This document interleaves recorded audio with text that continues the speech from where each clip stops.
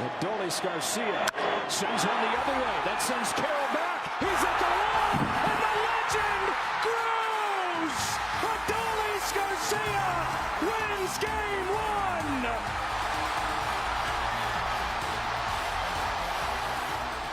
What is up, everybody? Welcome into Flippin Bats. Game 1 of the World Series is in the books. The Rangers with a walk-off homer in extra innings to win a thriller here in Arlington. I am joined, as always, by Alex Curry. Alex, an instant classic here in Game 1. This felt like a World Series game. You got a little bit of everything, but this place was absolutely electric, and it was an emotional roller coaster for both fan bases. But the Rangers said, we're not done yet. Absolutely. The Rangers never quit, and we saw it here.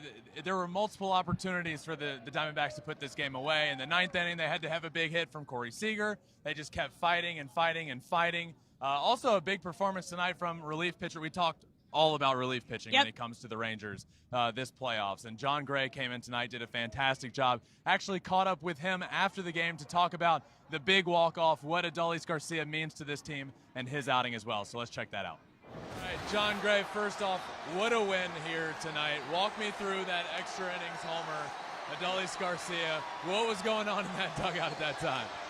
We were just waiting for the big boom, man. I mean, we knew it was going to happen. He's such a threat, man. He's such a threat. Such a big player and such a big part of the game. So you know he's about to make it happen. But we were just ready for it. We knew it was a really good possibility, so just wanted to go crazy, get on the field as fast as possible, and celebrate.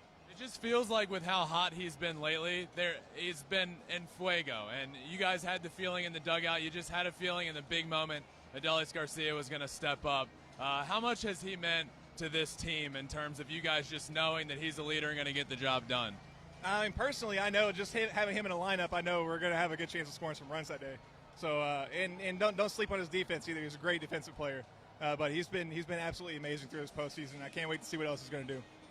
Seager, the big swing before that one earlier in the game, now holds the all-time record in playoff and World Series for shortstops home runs. Talk about him, how much he's meant to this team, and that homer there in the ninth. There's such a big presence in the clubhouse. I mean, he may not be the loudest guy, but the way he goes about his business, the way he plays, it's the loudest thing, man. It's awesome to watch, and I love that he's on my team now. It's amazing to be a part of. Jon, you just pitched in your first World Series game. Did you ever imagine that happening in your life? Not really, no. This has been a huge, amazing thing, and I'm enjoying every bit of it. What were the emotions like coming out of the bullpen? I was just really focused on just doing my job, execution. I knew that if I did that, everything would be good. Congratulations, man. Good luck. Thank you. I appreciate that. I mean, you could hear it just in that interview, what Adolis Garcia means to this team. And all of his teammates truly respect and love what he has done. He has become their postseason hero. He was ALCS MVP, the hero tonight in Game 1. I mean, the moment he came to the plate, you kind of had this feeling something big was going to happen. What was your reaction in that moment? My reaction to the entire end of the game was, oh my God, what a game. The Rangers have showed up to end the drought. And that has to be powered by their stars, and that starts with Adolis Garcia. And we heard it from Jon Gray. You said it. It starts with him because he's been so hot. He was the MVP of the ALCS. And now he's here in the World Series, and he keeps blowing up our damn post-show rundowns. Alex, we had a rundown all scheduled. I love it. It was fine. We'll the D-backs take the game. It was a 5-3 victory. Ben's prediction was correct. Well, no. Adolis Garcia comes in, hits that walk-off homer. 5 straight games with a home run for Adolis Garcia. He's been incredibly hot this entire postseason. Most RBIs in a single postseason, breaking David Freese's record, which is a name you don't want to hear too often around here, but he's picking right up where he left off. Last postseason series against the Astros, the most RBIs in a single postseason series in history. And the question became, well, is the time off going to be detrimental, or will he just stay hot and be able to pick right back up where he left off? And the answer turned out to be the latter there. Now, the story of Adolis Garcia is one that is certainly worth hearing and truly an incredible story. He played in Cuba until 2016, and then went to play with the Yomiuri Giants over in Japan, ended up signing with the St. Louis Cardinals, was then DFA'd by the St. Louis Cardinals in 2019. Designated for assignment. Didn't want him. Rangers ended up picked him up, acquired him for cash considerations, and he only had 6 MLB at-bats in 2020. That's just a few years ago. DFA'd again in February of 2021 by the Rangers. Made the roster in April, then exploded, and now is having a historic postseason for this Rangers squad. And the legend of Adolis Garcia is just continuing to grow and grow and grow. But if the Rangers want to win the World Series, it's going to start with him as well as the other stars on this team, like Corey Seager. They're not here. We're not talking about Adolis Garcia if it's not for Corey Seager and what he did in the 9th inning. And by the way, Joe Davis, an absolute legend up in the booth, had quite the call when it came to Corey Seager's homer. So let's listen to that. Could tie it with one swing. High drive! It's tied!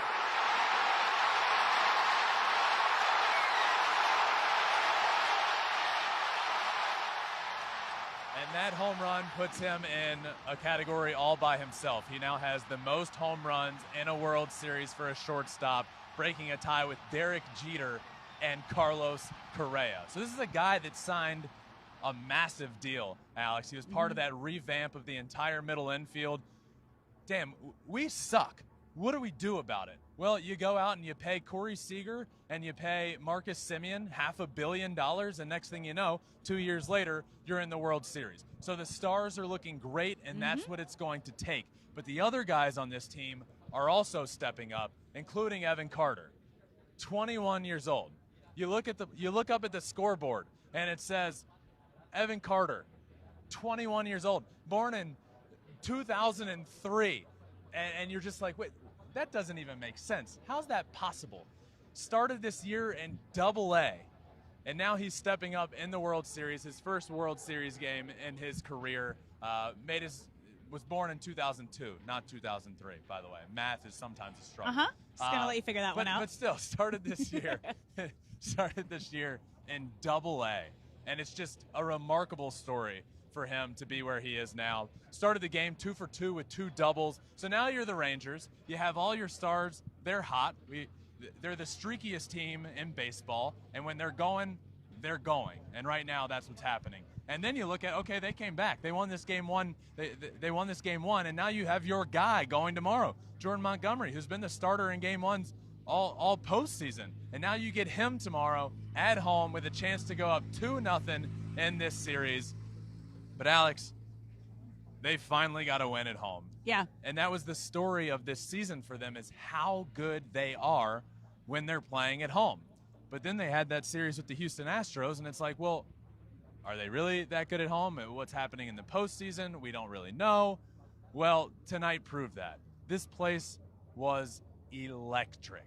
It was so loud from far before the first pitch of this game even started. The place was going nuts. We had some of our crew plugging their ears. Decibel levels were 110 on their Apple Watch. You could look down. It said, it's loud. Perhaps seek help, leave, whatever you need to do it. That's how loud it was in here. The Rangers fans showed up, and the players treated them to quite the performance on the field tonight. Now, you mentioned 2 really special moments, right, with Corey Seager passing Derek Jeter for the home run record, and we were standing down with Derek Jeter when that happened, and you could just tell, because records are meant to be broken, right? And you love to watch history. You love to see it be a part of history, and he just had a big smile on his face. Even they just had Evan Carter on the desk right there. After the interview, he pulled him aside, told him something a little special, you could tell, because Carter just had the biggest smile on his face. So I can't even imagine how special it is for these players to have a guy like Derek Jeter here as they're passing his records, giving them all the credit that they deserve. It's really cool to see stuff like that. And the ALCS, Mauricio Dubon went up to the desk and looked right at Derek Jeter and said, I fell in love with this game because of you. Yep. I came up playing shortstop because of you. You were my hero. And for these young players to go up and sit next to Derek Jeter and be able to say that, it's really special. It really is. It is. All right. Well, now let's Let's switch gears to the Diamondbacks, because they went down early, and they did not let that affect them at all. They came back. They had a good control of this game for a good chunk of the night, and they looked like they were having a blast out there. I mean, they had it all the way until Seager tied it up. What impressed you about what the Diamondbacks were able to do here tonight? Because they did a little bit of everything. Well, if you're the Arizona Diamondbacks, this game went perfectly as planned. Everything you could have hoped for happened. You got the lead. You clawed back to get the lead. Yeah. You keep it. You hold it. Your bullpen does great, and then you get to your really good closer. And that's baseball. It didn't work out. Mm-hmm. One of the best hitters in the world came up at an opportune time and hit that homer, and that's what the story ends up being tonight. But if you're the Diamondbacks, you leave this frustrated and mad that you didn't end up taking game one. But hey, we're every bit as good as this Rangers team. Oh, yeah. It just didn't work out at the end. But what does this Diamondbacks team need to do? Well, they need to create chaos, and that's what we saw here tonight with Corbin Carroll, with Ketel Marte, with Alec Thomas. And they've been here, these guys. They were down 0-2 to the Phillies on the road, down 0-2. You think 0-1 bothers them? No, absolutely not. In a 7-game series, you're not worried until you lose 2 games in a row. You lose 1, you're fine. Who cares? Go get them tomorrow. You lose 2 in a row, it's okay. Now we're a bit worried. We got to figure this out. But they did that in Philly. So you go down 1-0 in this series. You played your asses off. You played really well tonight. You stole a bunch of bases. You played to your strengths. 4 games with 4+ stolen bases this postseason. It's the most all time, and that's what the Arizona Diamondbacks are doing. By the way, shout out Ketel Marte. Got America free tacos. Yep. Steal a base, steal a taco. Thank you, Ketel Marte. I'm going to go to Taco Bell tomorrow, and I'm going to get a taco. Thanks to you. So there was absolutely no pressure on this Diamondbacks team throughout the postseason. You're the 6th seed. Nobody expected you to be here. That changes when you get to the World Series. Obviously, it's all bets are off at that point. So to me, it became about how are they going to perform with the brightest lights. And I actually think they answered that very well. They played great. They stole bases. It's exactly what they need to do. Zach Gallen is a certified ace. The guy is a stud. He had a great meal last night at Monarch where we ate. We ran into him there, and he came out and threw really well tonight. I thought if you're the Arizona Diamondbacks, you walk away from this game frustrated you didn't win, but knowing that you can win this series, because if they keep playing like they did tonight, they're going to win more games than not. And their young stars showed up as well. You had Corbin Carroll making a difference for this team. You mentioned Ketel Marte. He has now had a hit in every single game this postseason, which is what this Diamondbacks team needed to do and needed to have their young stars do if they were going to compete. I mean, when you look at what both of these teams did here tonight, you could really feel that this can still go either way in this series. Oh, absolutely. This is just the beginning. This series feels like it has length written all over it, 6 or 7, however that turns out. But, yeah, the young guys showed up. That starts with this team with Corbin Carroll. I love Corbin Carroll. You know I love Corbin Carroll. Let's you say all it. know I love Corbin Carroll. You're the driver. I'm the driver of the fan wagon. That's exactly what I am. And is fan wagon even a term? No, it's not. But I stumbled upon it in spring training, and we've just run with it ever since. So he's been great, and he's continued to be good in the postseason. We saw it early. He got the big hit for the Diamondbacks, the 2 RBI triple. He was fantastic. So he makes this team go.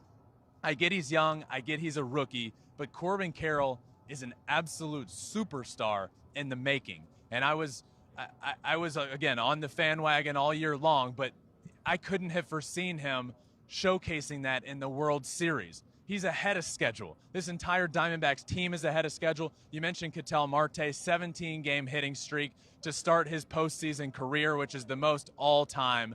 And, yes, these young stars have shown up for the Diamondbacks.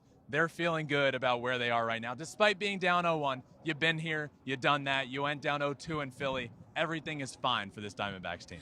I'm just happy your MVP CC has really held up throughout the year. But we're going to talk I'm having a feeling it's going to be a different player here tonight.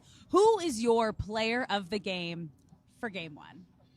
Yeah, it's Adolis Garcia. Has to be. 3 for 4, 2 RBIs, a run scored, but the home run, the walk-off home run, one of the very few extra inning walk-off home runs in the history of baseball, and we saw it here tonight. Alex, this was an instant classic. This was an all-time World Series game in front of a crowd that was going absolutely nuts. The Corey Seager homer, it was so loud. Are you kidding me with how it was unbelievable? The decibels, as I mentioned earlier, really, really cool being here in this environment. Adolis Garcia, 3 for 4, the walk-off homer. He is my player of the game. By the way, Cuban defect off Castro.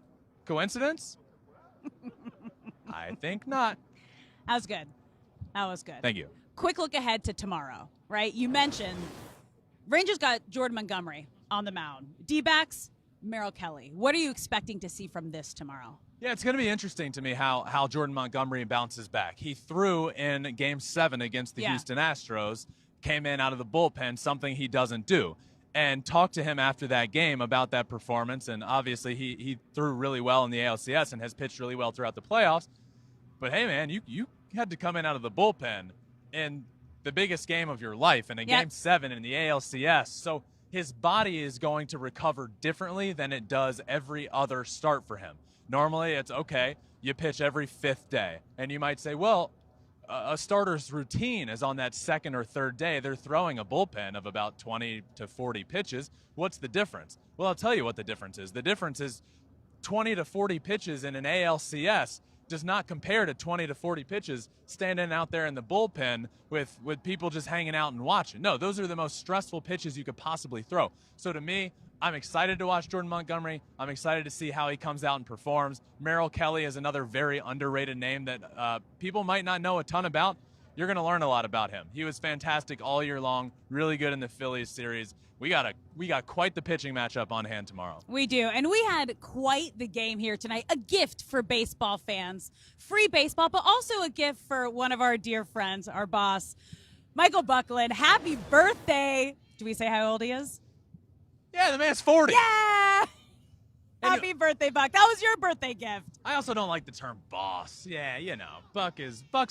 Sure. Happy 40th, Buck. Appreciate you, buddy, and excited to celebrate tonight. But like you said, we got extra innings. So free baseball. Free baseball, free tacos. Free tacos. And, free smiles for everybody. So if we don't wrap soon here, Alex, we're going to miss Buck's birthday, and we don't know how many more he has. So we got to get out of here. Burn! You burning, Buck? That does it for Game 1 here in Happy Arlington. birthday, Buck. Game 1 of the World Series is in the books. An instant classic. What a game. I loved every second of it. It had everything you could possibly want in a game, and it all ended with a walk-off right here behind us just a few minutes ago. So Alex and I will be back again, as always, pre-game tomorrow and post-game with another live show. Make sure you check all that out. You can subscribe wherever you listen to podcasts, Apple, Spotify. We're also on all social media, including YouTube, where you can watch every single thing we do at Flippin Bats Pod for all of them. But that does it for Game 1 here in Arlington. Game 2 tomorrow. We will see you all then.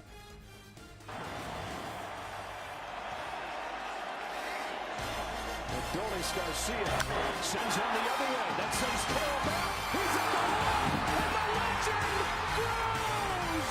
Adolis Garcia wins Game 1.